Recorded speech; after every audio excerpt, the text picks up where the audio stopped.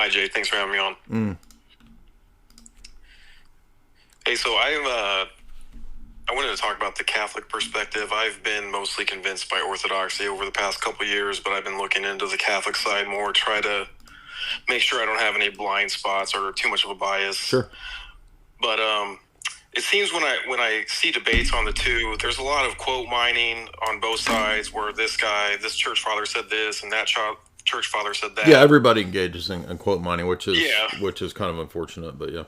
And it would seem to me the burden of proof is much higher for Catholics just due to the nature of them claiming authority over the whole church. Yeah, I mean, the Vatican I claims are pretty, heavy duty claims. Yeah. So, yeah. One thing that I noticed, it seems if the Pope is who they say he's supposed to be, that it seems like one of their strongest arguments should be examples of how modern popes are acting and behaving. And it seems like that's the last thing they want to talk about.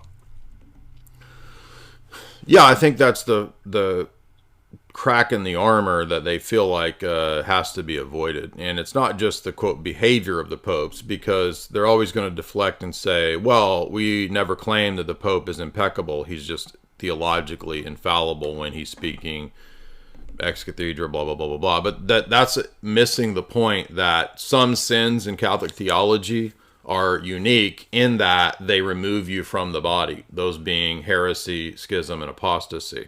Those are unique sins in Catholic moral theology and canon law, which are still on the books. It's still in the modern post-1983 John Paul II canon law, that if you commit heresy, apostasy, and schism, you are excommunicated ipso facto late sententiae, that is, without any declaration of a authoritative body, by virtue of the action itself.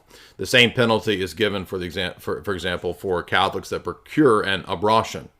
If you, as a Roman Catholic, a faithful, procure an abrostion, you are supposed to be immediately excommunicated for that action.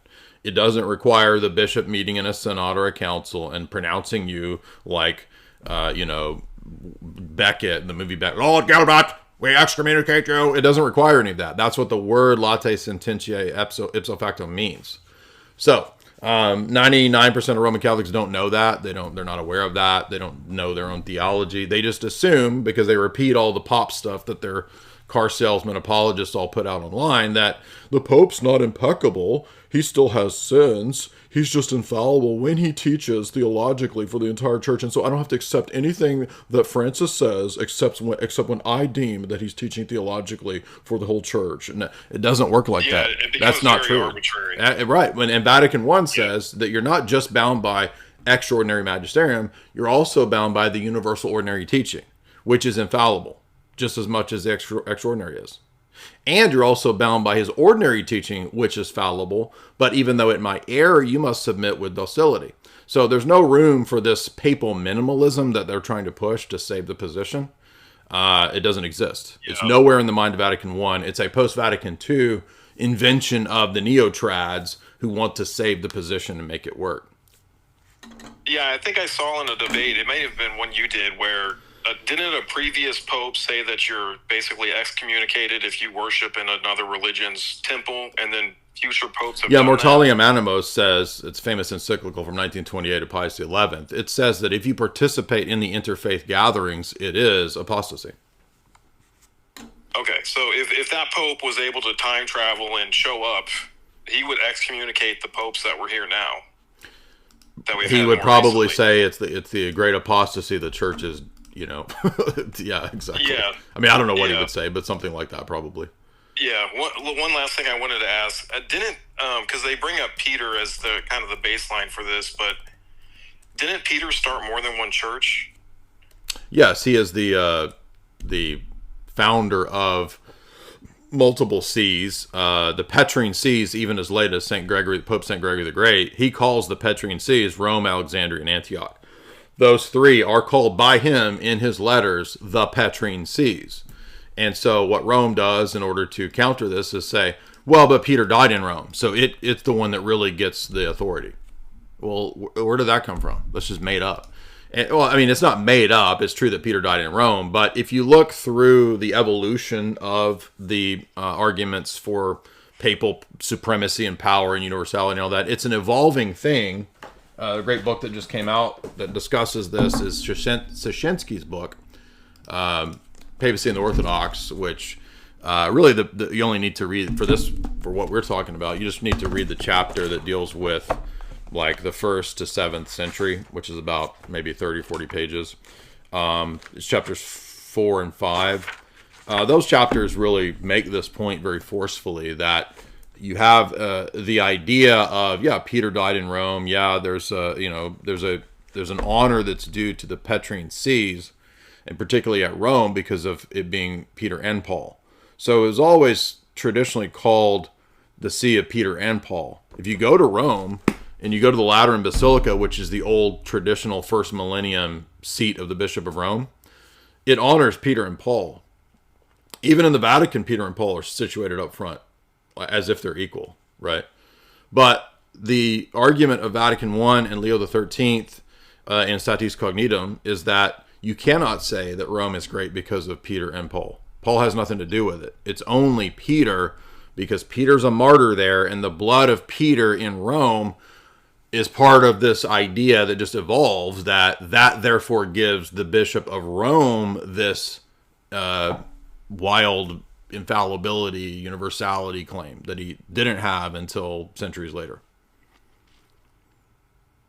Okay. Well, yeah, I'll check that book out. I appreciate you. I just wanted to bounce those thoughts off you, so thank you. Yeah, and everybody should read Mortalium Animos of 1928, the famous papal encyclical, absolutely condemning any form of ecumenism and religious interfaith prayers and gatherings. And at that time, keep this in mind, Pope Pius XI was merely talking about other so-called Christian groups. He's talking about Anglicans, Orthodox, and Evangelicals. He's not talking about praying with frickin' Muslims and Jews and mosques and synagogues and pagans and Buddhists like John Paul II did. So the post-Vatican II popes went light years beyond even what was in the mind of Pius XI to condemn. Does that make sense? Yeah, that makes a lot of sense. Yeah, he's just saying, bro, you can't even pray with Anglicans. How much more can you not pray with freaking Buddhists? Yeah, I think overall their claims are pretty ridiculous, and they're just not at anywhere at the level they would have to be to back up what they're trying to say. Is what it seems like to me. I'm not very smart or well educated on this, but well, you don't have to be an expert on it to see pretty clearly that if you read that Szyszynski chapter, you'll notice that it's an evolving thing. Like this idea of, for example, Rome was always listed first because it was the see of where Peter and Paul were martyred. So there's an honor that's given to Rome. But the fact that, say, the Council of Nicaea lists Rome as the first of the sees, by, 800 years later, that has evolved into, like, total autocracy. So it's clearly an evolution. And here's the irony. This is another key contradiction. If you read Vatican I, and if you read Statis Cognitum of Leo XIII, these are very important, papal documents about the papacy. They argue that it's not an evolving thing.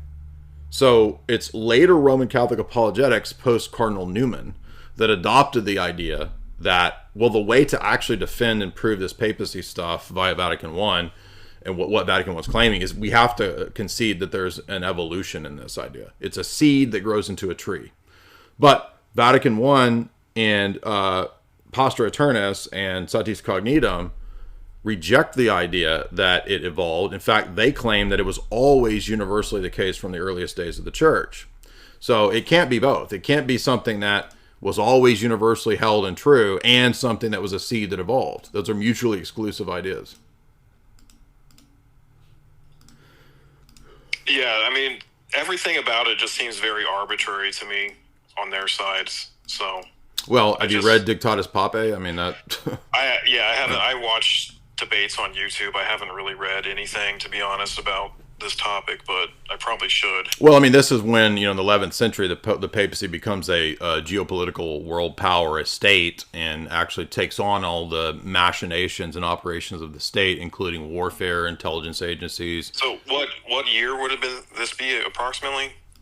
Dictatus Papae is 1090, but it's under the papacy 1090, of okay. Pope Gregory the Seventh, and this is called the Gregorian Reforms. This is when you have a vast change in the ecclesial structure in the Latin Church from what was previously the model of the Orthodox Synodal Church, and these are called the Gregorian Reforms because it turns the Latin Church into the Papal Church. And this is well known. This is admitted now by Eastern Roman Catholic scholars. Okay. Dvornik, Soshansky used to be Uniate, became Orthodox. It's admitted by Congar and others. It's, by the way, if you just read the Vatican's recent declarations on history, on Orthodox discussion, the Alexandria document from June of 2023, it admits all this. So the Vatican's basically admitted all this. Okay, I will check that out. Yeah, I mean, I wrote off back when the news with the Catholic Church and the PDF file stuff was it everywhere. I completely wrote off ever even considering it until more recently when I've learned about Orthodoxy, and then I thought I should give it a fair shake, or at least try to. Mm-hmm. So. No, I think it's good to know their arguments and know, like, kind of what they're... Yeah. But, and if you just... I mean, when you only hear their side, they can sound convincing if well, yeah, I fell for it. I fell for papal quote mines. I fell for forged papal quotes back in my 20s. That's why I was Roman Catholic. Yeah. So, but yeah, great questions. I was Protestant for a long time, so... well, same here. So I get you. I hear you. Like to become Orthodoxy, but thank you. Yeah, great questions, and keep looking into it. Keep searching. California Prepper, what's up?